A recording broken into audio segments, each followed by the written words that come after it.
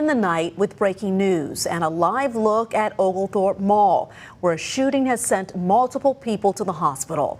Well, here's what we know right now. Police say 3 people have been shot. Their injuries are non-life threatening, and one of the victims is a juvenile. EMS has transported them to Memorial Health. We are also learning 3 other people have been taken to the hospital for non-gunshot related medical complications. Officials have not said what caused those medical issues. Thanks so much for joining us at 11. I'm Shannon Royster. And I'm Brooke Butler. We have team coverage tonight as this story continues to develop. WJCL 22 News' Greg Coy is live for us at Oglethorpe Mall. And Greg, what can you tell us from the scene?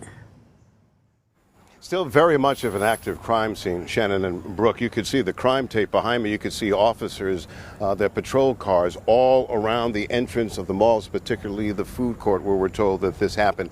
Inside the mall, where we can't go inside, we cannot show you, we're told that officers, investigators, particularly the SWAT team, are combing the footprint of that mall, milling about, collecting evidence, protecting the crime scene, also looking to see if there's anyone that is still left behind that they need to talk to. Obviously, the mall is in a lockdown after that shooting that happened inside around the food court area, wounding 3 people, sending them to the hospital, creating both fear and panic.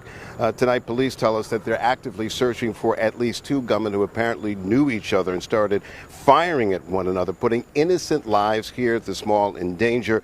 WJCL 22 News has been told by several witnesses inside that there were gunshots, as many as 12. Stores going into lockdown, employees and customers hunkering and sheltering in place.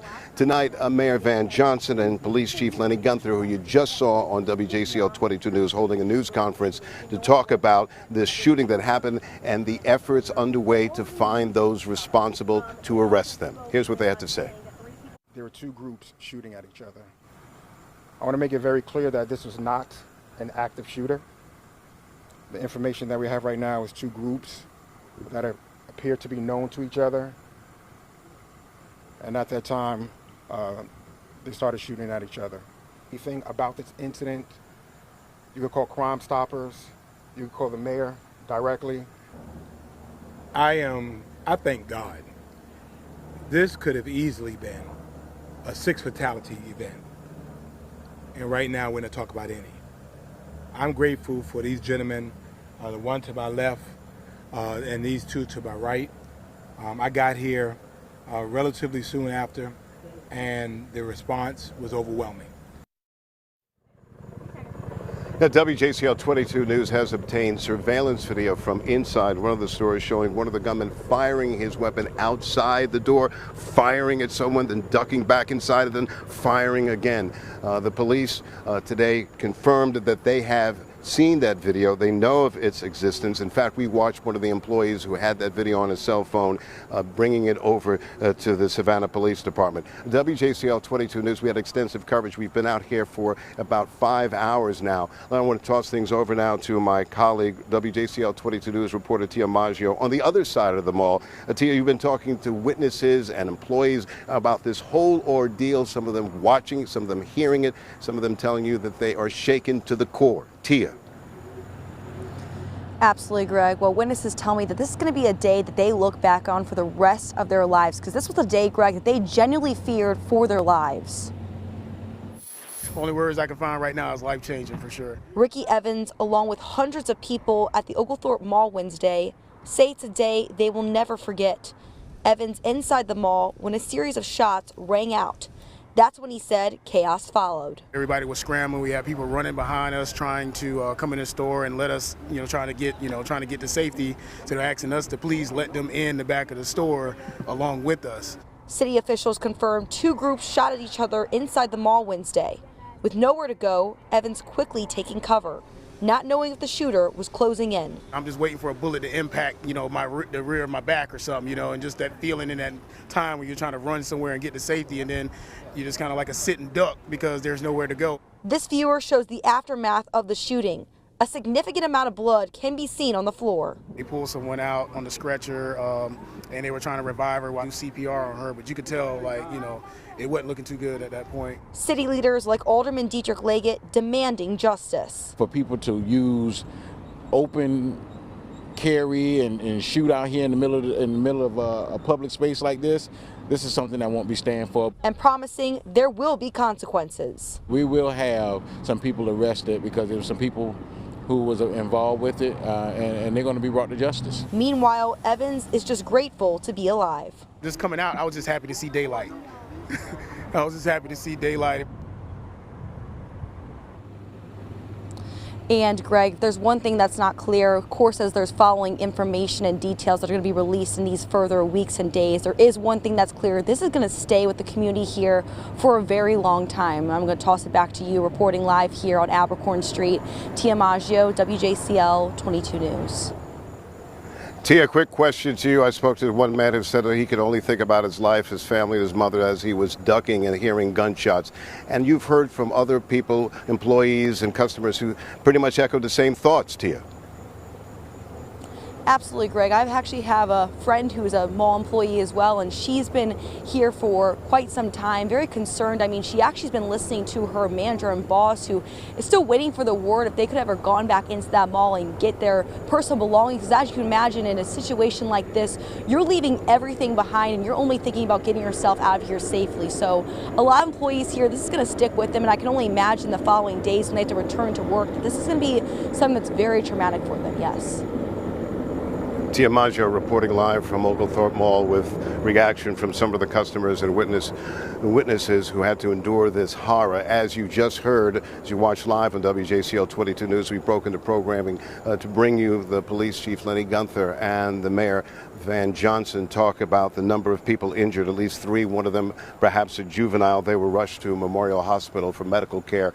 And that's where we find my colleague, WJCL 22 News investigative reporter Andy Cole, standing by. And Andy, you were talking to Memorial Hospital, the doctors and the folks there, saying that they sprung into action the minute this happened and the minute the ambulances arrived at their doorstep.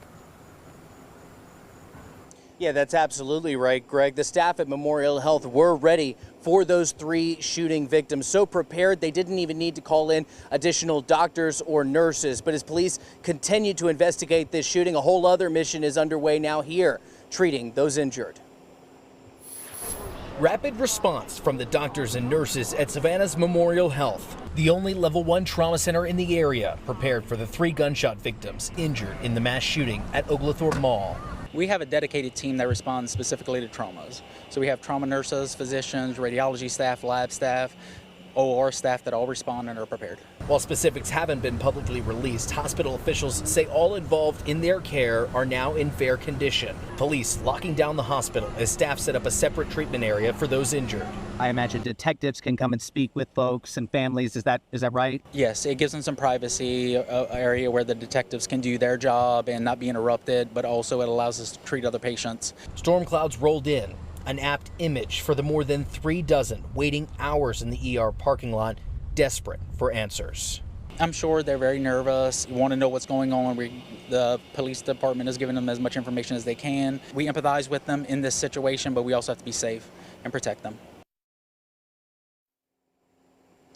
And Chief Nursing Officer Romero telling me that many of the injured will remain here at least overnight.